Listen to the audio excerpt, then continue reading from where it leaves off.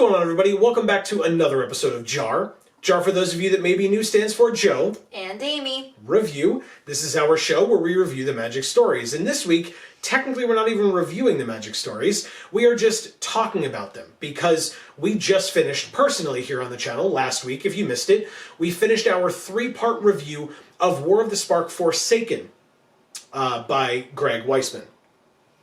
And it was interesting, to say the least. It was fine.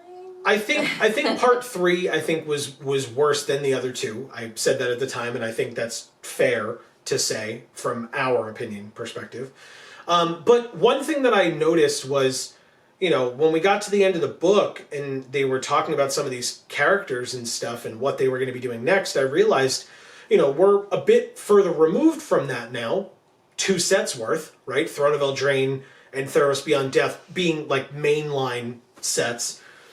And we have technically seen Ashiok, because Ashiok was one of the Planeswalkers from one of the War of the Spark 36, but none of the others. And sure, we have the benefit of, like I said, being somewhat removed, so we know about one other, which we'll get to. But I figured for this video, I kind of wanted to do a where are they now, or where will they be?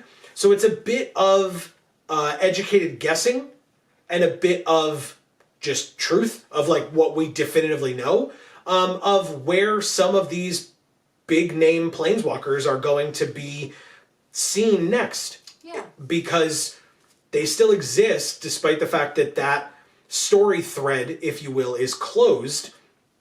There are still planeswalkers that exist, and there were a lot of things that were left wide open, it seemed, at the end of War of the Spark Forsaken, which I commented last week, and I meant it, that I don't want to go back to Ravnica anytime soon.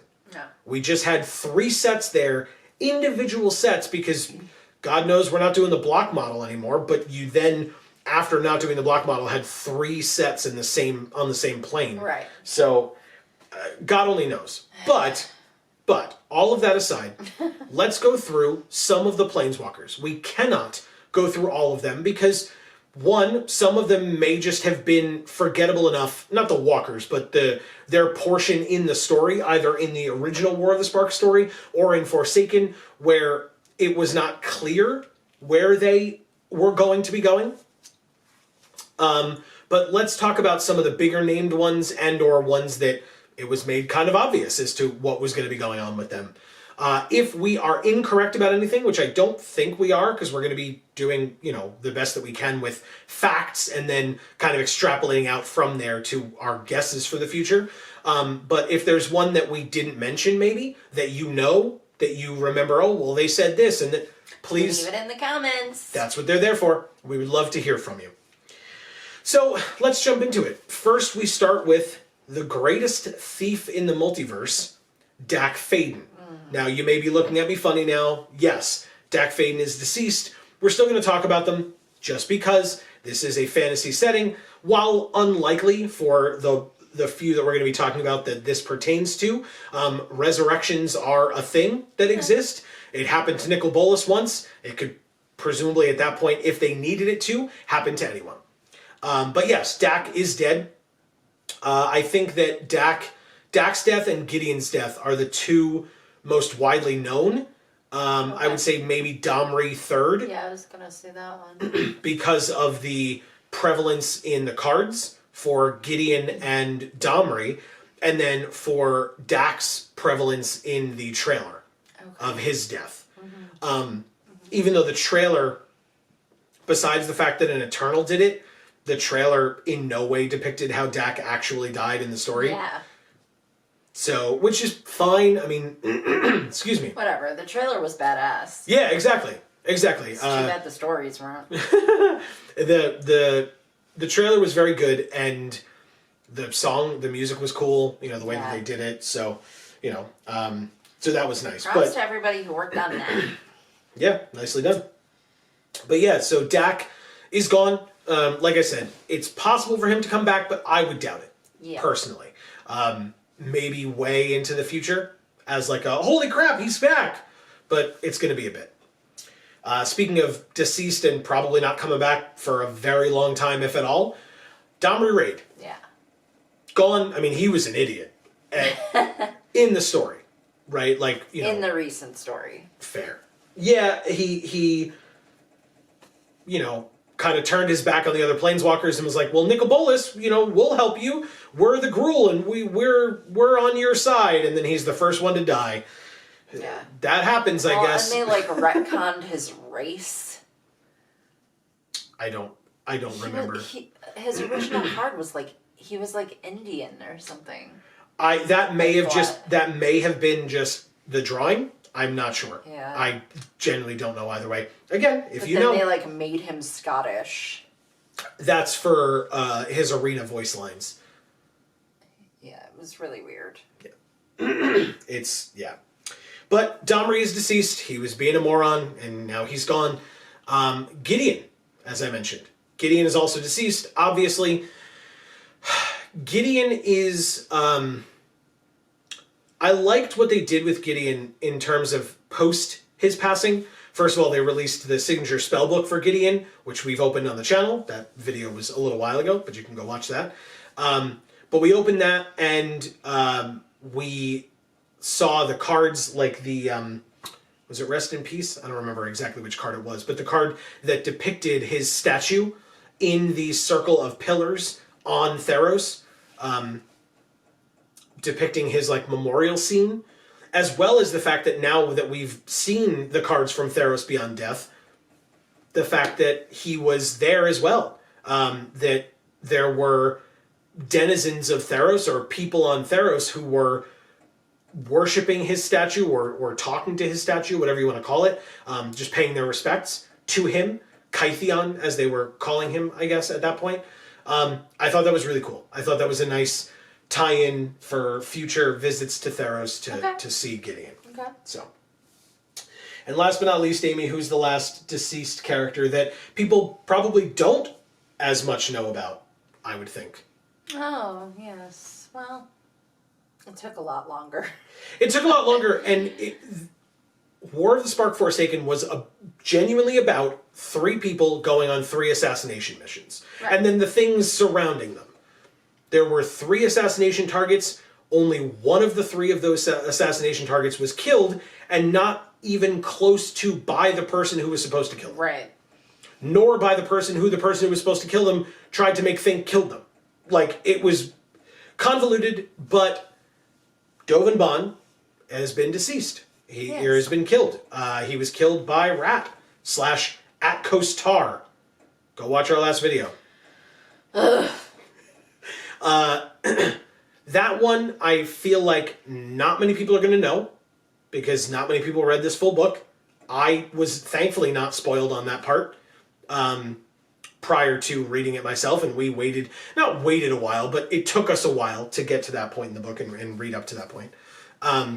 Well, we're hoping, that the book won't be canon, so maybe he's not dead. I would be very surprised. Yeah. And so, of course, I guess with that being said, then all of this is the caveat of that book. If that book is canon, this is what we're working off of right. here. But, speaking of that book being canon, we heard Jaya in that book, in Forsaken, mention that when she was done with taking the Planeswalkers all over the place. And actually, do you want to talk about what your thoughts for Jaya were during Forsaken? Well, because I don't think it was far-fetched for you to believe that. I'm not trying to throw you to the wolves and be like, look at what Amy thought. Every time Jaya had lines, I swore she was going to die before the end of the book. I really thought it was going to be one of those, Chandra, the apprentice, isn't appreciating her, and then she's tuckered out from all of the craziness, and then eventually she kind of just goes home to rest up and never returns, and the ungrateful apprentice has to mourn. That's sort of like cliche type of story. Well, it just felt like that's where they were going with it. But you can't base assumptions off of what you feel like they're going with it, because they didn't do anything that would have made sense. Yeah. They only did shit that made no sense at all. So. Well, and I think, at least from my understanding, when that was happening, it was, in your mind, it was when she kept, like, planeswalking back and forth and going to all these different places. Right, and, like, saying how tired she was like, this is exhausting, and etc. And then was like, all right, I guess we'll do it again, and would go somewhere else. So, and they spent, like, a lot of time talking about how, like, Chandra was, like, mistreating her and, like, not, like, being ungrateful. Mm-hmm. Yeah, so it's like, Jaya's gonna die. Like, that's just gonna happen. Yeah. And then it didn't, and then, but Dovin died because Rat, being a random male vampire assassin Mm-hmm. who's demure. Okay, sure. Yeah, and I mean, they unpredictability. They nailed it. If that's where they were trying to head with that, I guess. It was supposed to blow your mind. Okay. And it didn't. It went off like a wet fart. Yeah, I don't know. So anyway. It blew my mind how bad it was. Yes. So anyway, so Jaya, when she finally does leave, from, I believe Chandra and Jace were together at that time that she did it, but I could be wrong on that exact fact. But she left and she said that she was going to go meet up with Ajani, Karn, and Teferi. Right. And so the four of them are presumably together wherever they are. I would assume at least on Dominaria before they set out to do whatever they're doing. And the only two things that we know that group, any of those group members would be doing, is Teferi has his spark back now. Yes. And as soon as, or shortly after he got his spark back, he had to leave to go to Ravnica to help the Gatewatch. Right. But now that he has his spark, maybe he'll be going back to help out Zalfir, his home plane realm area that got poofed, that he phased out and then lost his spark, so he couldn't phase it back in. Now, that was also his pre-mending spark. Yes. So maybe he still can't phase it back in, but he sure is gonna try. Right. Well, and a collection of 4 planeswalkers might have a little bit better of an opportunity to do that than just the one. Right. But also, we know that Karn has continually discussed going out and helping deal with the Phyrexian issue. Right. That's just pretty consistently what he's been doing, and so maybe there's something with that as well. Not much else he cares about. There's not much else he has to care about. Right. No, he cares about Teferi and Jaya and stuff. But regardless, not as much as the Phyrexians. Yeah, well, that's pretty important. I feel like it is. So that's a possibility as well, is that we could see any or all of them dealing with the Phyrexian threat as well next time we're back on Mirrodin or something. But yeah, that's where our guesses are for those 4, just based on the fact that Jaya said that she was going back with those 3, Karn, Ajani, and Teferi. Ajani doesn't have anywhere else. His whole thing was, I've been fighting Nicol Bolas for a very long time, and now Nicol Bolas' threat is removed, seemingly. So Ajani should be able to take care of what he's got to take care of by just help out. Yeah, being a member of the Gatewatch somewhere else. Then we have a couple of characters. Again, if we don't know, for some of them we're not really mentioning them. The names of Narset and Jiang Yanggu. Right. I'm going to mention their names and that's the end of it, because who the hell knows? We don't know where they went back to their home planes and whatever. Tamio, same thing. Kiora, etc.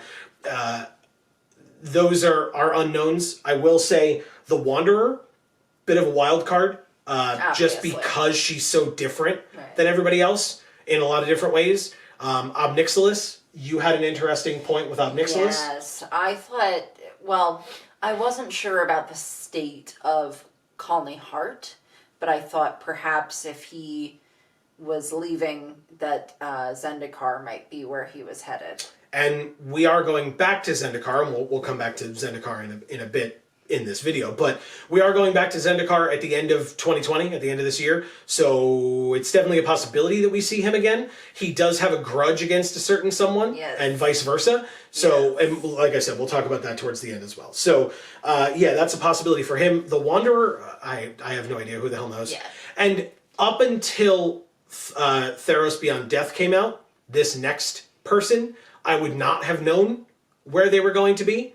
But once Theros Beyond Death came out, they could start revealing teasers for Ikoria, the lair of behemoths. And we got to see images of Vivian Reed being there. So now we know the next place that we'll see Vivian.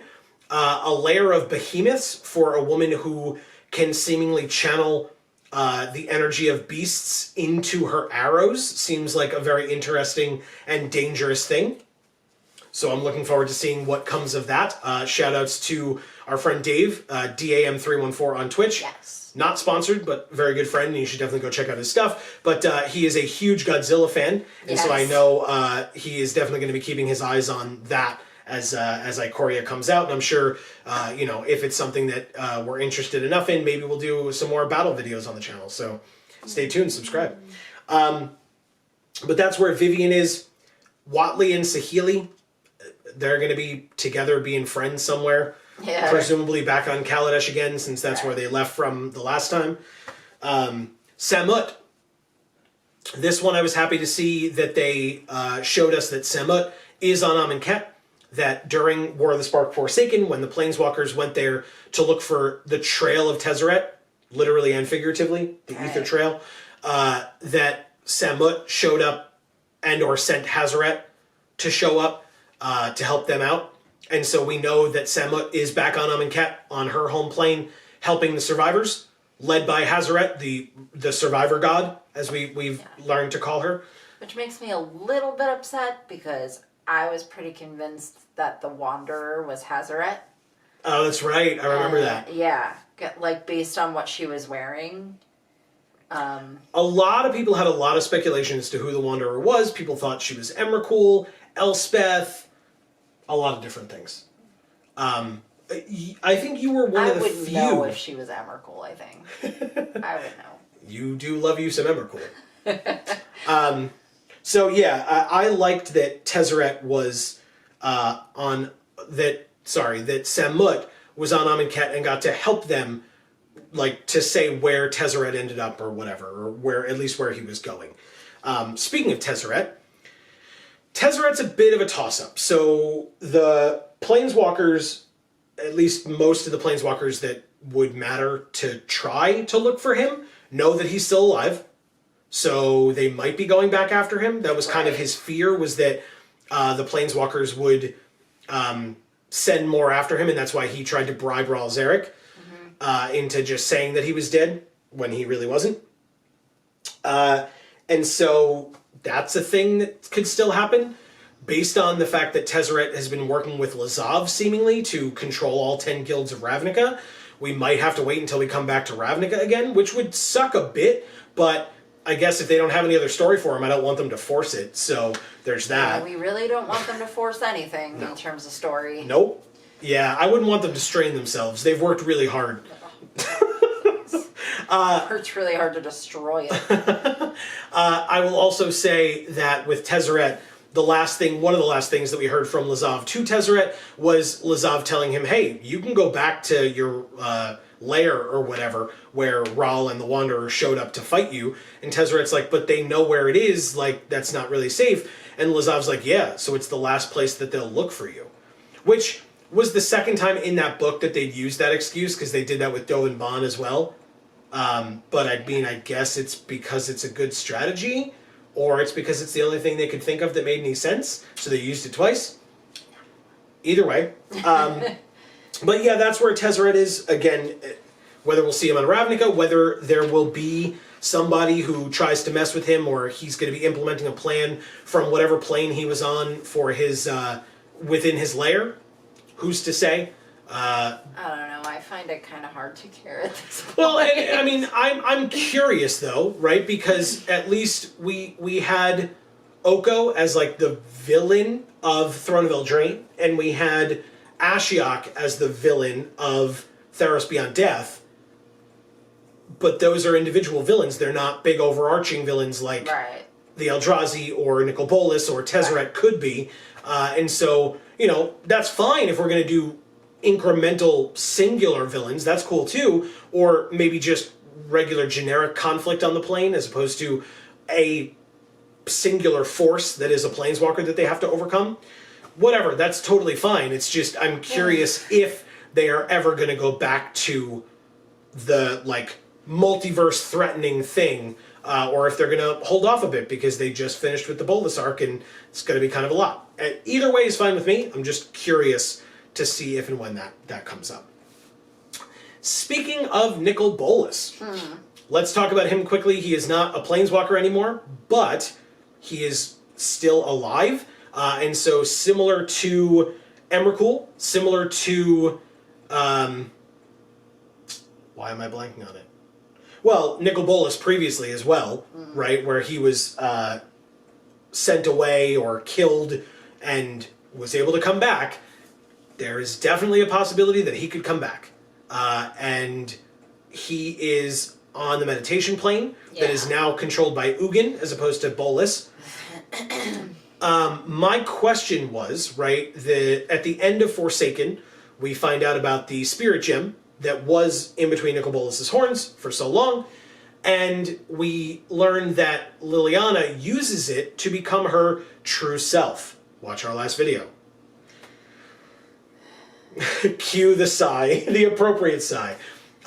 Watch our last video for information on that. But, with that being said, I was curious if Liliana was going to, or with Liliana using the gem, if when it disappeared from her using that, if that meant that it was just used up and it like is gone now, or if it went back to Mugen. Right. Because if it went back, did it just go, oh, okay, you don't need me anymore, but somebody else does. Right. And then, reappear someplace. Those were good sound effects. I like that. Oh, thank you. But if that's the case, right, and you're giving the spirit gem back to Mugen, who is in the same area as Nicol Bolus, the prison realm, right, it would not be too difficult for an author to go, oh, okay, Nicol Bolus finds the spirit gem one day and uses it, and there's a remainder of a spark inside, and he has his spark back, and he's back, and if they want to do that, I'm sure they could. Can I also talk about the irony of a prison plane being a meditation plane? Well, it used to be a meditation plane, and now it's a prison plane, I assume. But prison realm. That's pretty ironic. Yeah, it's kind of interesting.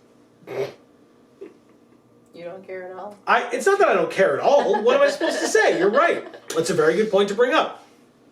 I don't have anything more to add. It was a very intelligent thought, and I can't really bring anything more to the table. Okay. But nicely done.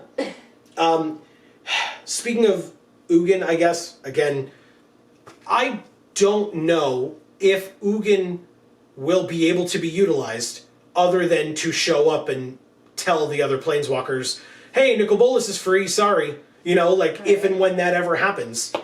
That's my fear with Mugen here, is that that's the next time he will be utilized in any capacity. Right. That's my guess.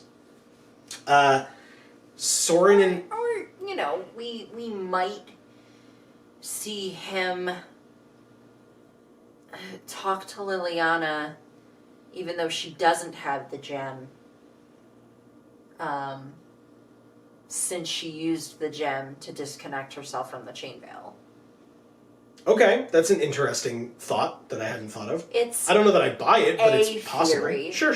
I feel like it's maybe 15%. A little far-fetched, but hey, I mean, speculation is speculation, right? But it's a possibility. Sure, absolutely. I could see them justifying almost anything. Yeah, like, a vampire assassin. A male vampire assassin. Yes. Masquerading as a small, invisible girl. Yeah.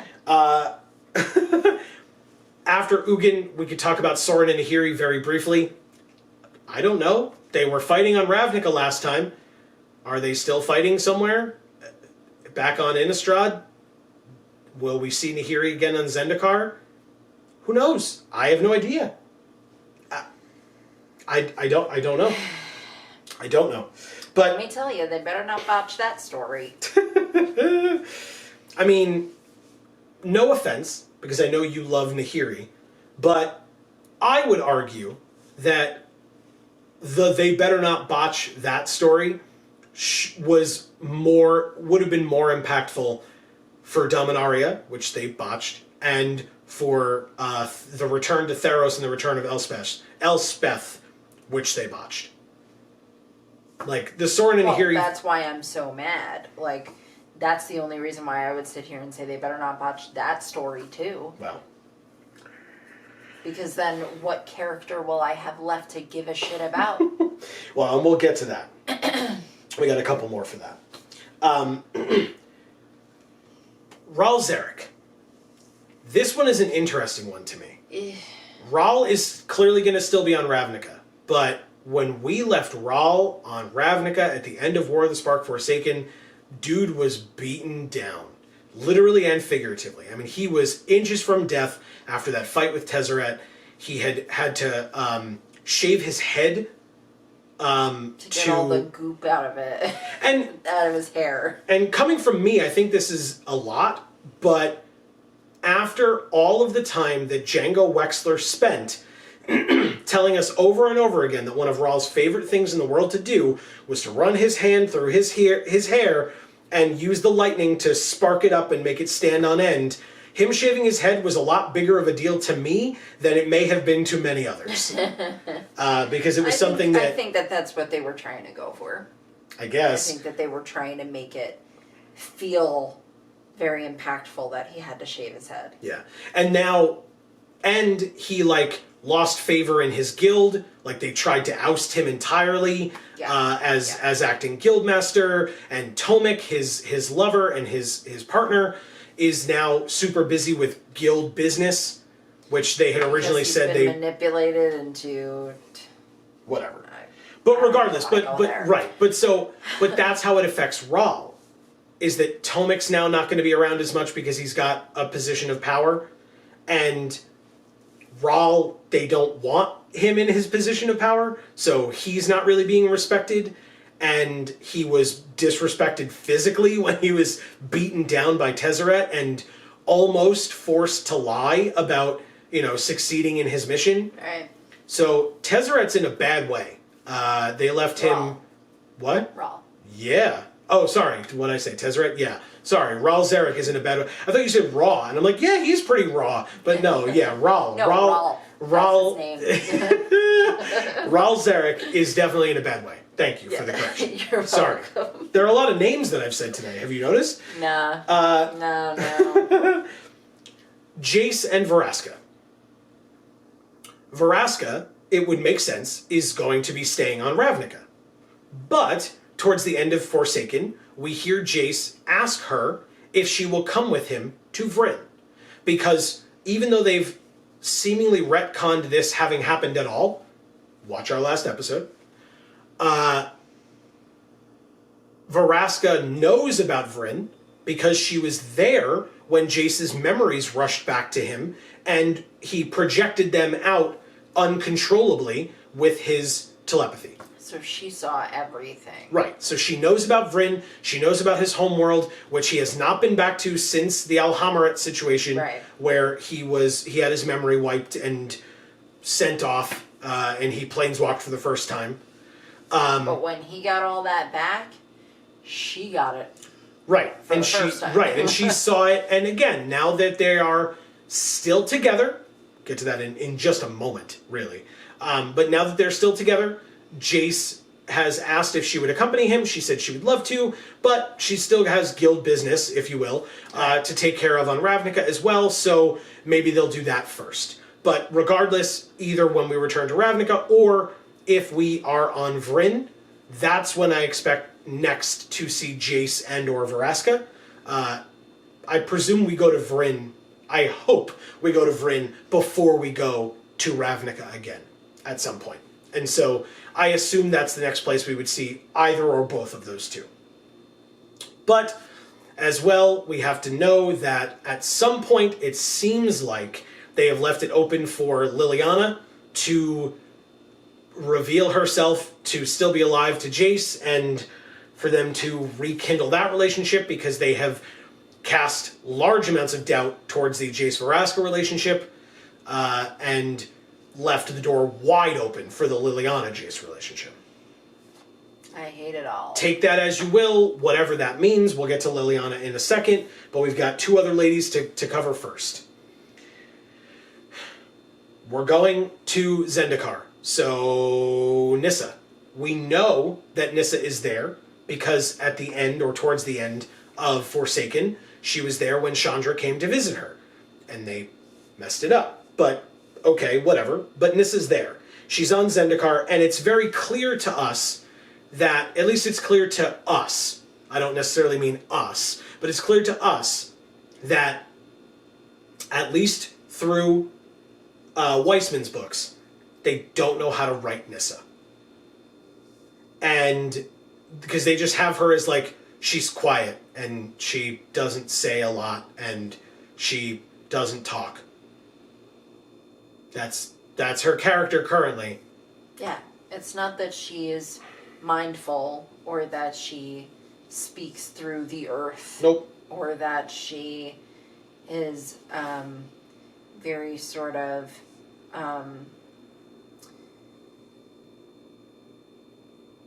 reserved but powerful and very intelligent and just incredibly sincere when she does say things. She just doesn't talk. Right. She was part blue for a reason. Yeah. Right? That wasn't just something where they were like, we need a Simic Walker. Who's it going to be? No. Like, Nyssa was part blue for a reason. She went into Kefnet's, temple test. Yeah. Or trials room and owned it. Badass. Yeah, she did a really good job. And survived through all of that. Yeah, not to mention coming face to face with Emrakul and having Emrakul sort of step to her and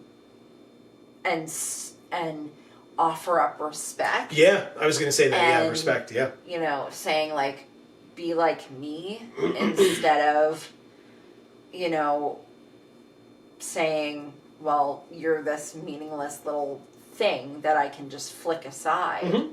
You know, there was a lot there. Yeah, and I mean, Nyssa had her relationship with Yahenni as well. Yes. Like, Nyssa's character goes deep, and we didn't get to see that a lot. Any of it. No, which is unfortunate. And so, as Amy said, I hope that they do better on Zendikar, but currently, since we are less than a year away from it, and we know how far out they work, and how much they have botched it up to this point, it's a shame. And I'm not confident, although I am open to it. I'm open to the possibility of it being good. I will absolutely give it the chance that it deserves, but I am not getting my hopes up because I'm kind of sick and tired of doing that and getting shot down. Yeah. Second to last is Chandra. This one's a little weird for me. The whole Chandra discussion at the end of Forsaken was very weird for me. Obviously, they closed the door strongly on the Chandra-Nyssa relationship, although now that they've released their statement to everyone but China and Russia, they did say that they respected that relationship. Sure you do. And that they, and that they were going to leave the door open for it. Sure you are. But yeah, that door is firmly closed as far as I'm concerned, as long as that book remains that book. But yeah, so Chandra expressed that she wants to be inspired by Gideon, or she wants to take inspiration from Gideon, and she wants to go and be a hero. She wants to travel plane to plane and be a hero, help people, which is just what the Gatewatch were doing, right? Like, they were just there to handle the multiversal threats, but it seems like Chandra's trying to be more like a Batman-esque vigilante. She's just like, I'm gonna go plane to plane and just help people and be a hero. And it's like, that's weird, Chandra, but okay, I guess. Like, She'll go be with her mom every once in a while on Kaladesh, and then she'll be traveling plane to plane like Batman does, travels through Gotham at night. It's just very odd. But that's where we are. That's what she wants to do. But also, can we talk about how many different references to Gideon there were? There was oh, well, I was in love with Gideon. Oh, wait, no, Gideon was my brother. Oh, wait, no, I want to be Gideon. Okay. You're in so many different directions. And I would say, if there wasn't so much rampant mischaracterizations in the novel, that would kind of be a good Chandraism. Where Chandra was very, frantic. Up to her being on, Amonkhet, she would just, go start talking and just go with her thoughts. Yes, but that doesn't make sense even for someone like that. Mm-hmm. It's not the same. It's definitely not the same. It's nowhere near the same. It's not the same. That's fair. You're right. It doesn't make any goddamn sense. All they're doing is, pulling shit out their asses. Or else they're trying to, make it seem like she's obsessed with Gideon. Because that's really all it seems like. I'm in love with Gideon. I want to be Gideon. Gideon's my brother. Gideon's dead. Well, you need to chill. Right. And so that's then maybe my only other counterpoint. And again, I'm not attempting to be an apologist because I just sat here and talked about what I feel about the books, the novels regardless, but I will say the only other way that I can put forth that concept is that she's in mourning. So, yeah. Everything that she's thinking about him, they're just all complex thoughts and feelings, and she's just going through each one of them individually. Again, I don't know that I give the books that much credit, but that's what I would think if I were trying to defend it. That's the only thing that I could really say. For me, it just feels like they just didn't take the time to think things through. That sounds fair. That sounds like a thing that has happened. And so finally... Never. Right. And so finally, as promised, we'll talk about Liliana. But it's not just Liliana. It's Liliana, Kaya, and Teo Verada. And those three are together. Although Liliana is now Ana Iora, but maybe she's not. I guess it'll depend on when we next see her, whether her Planeswalker card will be an Ana Iora card or a Liliana Vest card. We will have to see. That, even though I think the name is very dumb, yeah. I think that concept would be kind of interesting to me. To have a new Liliana Planeswalker card, but to have the card not be named Liliana something or other. To have it be named Ana Iora something. Just the idea of having a character that has a second name, albeit a dumb one, have another new card with their new name on it, a la Gideon, where it was Kytheon Iora flipping into Gideon Jura. That's interesting to me. So maybe, and I mean, R&D is not the story team, so it's possible that they could do that and do a good job with it. Maybe. We'll have to see. But the three of them, along with Rat, but she's not a Planeswalker, but along with the three of them, they are going to be going to Kaya's plane. At least that's the last that we've heard. It's likely. They're going to be going to Kaya's plane to fix the sky. Fix the sky. It's all we know. That's all we know. Is that Bolus promised Kaya in his deal with her that he would fix the sky on her home plane because it seems like it's a bit of a problem there. And she kind of realizes throughout the course of the two books or novels that he was never really going to do that. She kind of tries to hold him to it. I know, right? Bolus, manipulate and lie? No way! That doesn't sound like him at all. So yeah, it sounds like that's where they're going to be headed next. Whenever we can, if and when we end up going to that plane, that is likely when we will see those 3/4. And that's pretty much it. I think that's where we're at this point. if there, like I said earlier, if there are any walkers that we missed where you're like, we know where Narset's going, we know where Tamio's going, let us know. Right. If it's something that we might have missed, we would love to hear it. And if you think that we are incorrect on something that we've said, whether it's a guess or a fact, please feel free. Point it out. Give us your own opinions. Where you're like, actually, I think Jace will end up on Dominaria before Vryn. Here's why. Like, we would love to hear it. Yeah. Any and all thoughts that you have down in the comments below.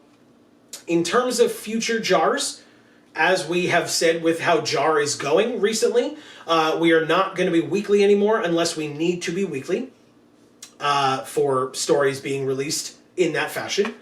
But our next goal is to be the Wildered Quest, or is to read through the Wildered Quest. We have started it. It has its ups and downs so far, but we will get into the full review in the future. But if it's not done by the end of next week, or next week when this video would be coming out, which I can almost assure you it will not, we're not going to have JaAR next week. We will have a video here next week.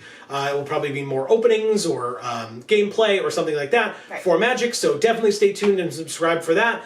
But we will be back as soon as we can with more Wildered Quest, or with more content in general of our review. We will see with the Wildered Quest once we've gotten into it, whether we feel that it needs to be broken up a bit like we did with the novels, or whether it's all going to be in one. It really depends on how much we feel like we have to talk about. Because, who wants to sit here for an hour and 17 minutes for part 3 of our War of the Spark Forsaken review? It was a long one. But it will be popping up soon. Sorry, guys. If you want to watch it. I think that's one of the best JARs that we've ever done. Really? Personally. People can let us know in the comments if they disagree. I don't know. I liked it. It was very long, though. Yeah. But if you can push through it, I think it was worth it. And we'd love to have you join in the discussion. So, yes. Absolutely. Yeah. And that's for this video, for that video, for any JaAR videos or any other videos that we've ever made.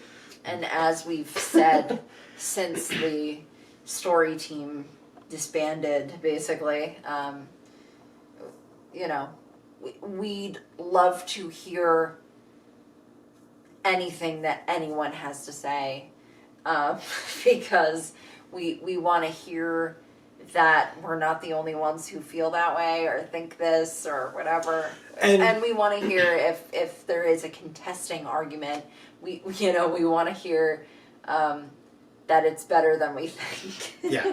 And I'm going to... Please, we want to hear that. Right. And I'm going to keep saying this till I'm blue in the face. I still think that JaAR is supposed to be a positive experience. Yeah. It's unfortunate that we've gotten to the point where it seems like every week we're coming here and we're like, this sucks and this is bad and this is why. Like, that's not what we want to do. I know that arguably the YouTube algorithm likes that better or whatever, because people like coming to watch people bash things as opposed to like them. That's not what we're here for. We're not, rolling in the dough through YouTube anyway. No. We're here to analyze the story. That's what JaAR was supposed to be for. And so that being said, I teased it last week. I'm still going to tease it. I'm not ready to announce it yet. But I will say, please stay tuned for more JARs. Yes. After we're done with the Wildered Quest, we have goals that we would like to achieve. Special. Plans. Yes, definitely something special. So please stay tuned for that. We really hope that you enjoy it if and when it comes, barring something crazy happening. But yeah, for now, that is probably going to be the end. But staying tuned, staying locked with us, joining in the discussion down below on this video, on any of our other videos, letting us know what you think. Any and all of those things are great ways for you all to join us in showing off your... #Vorthos Pride. That is going to be the end. Please, all of you out there, we hope that you are staying safe and healthy. Yes. And happy. Please let us know how things are going. We would love to hear from you in the comments. You can like this video, you can subscribe, you can ring the bell for notifications, you can check out our other channels. Video Games for All is doing some amazing stuff, so I highly encourage you to check that out as well. Gluten Free for All as well. More stuff coming soon. Yes. So stay tuned for that. You can subscribe. Hopefully there'll be an influx of things very shortly. Fingers crossed. So, for now, from us here at the Geek for All family of channels, thank you all for watching this episode of JaAR. I have been Joe. And I'm Amy. And as we always say, in whichever video of ours you watch next, We will see you all next time. Thanks, everybody.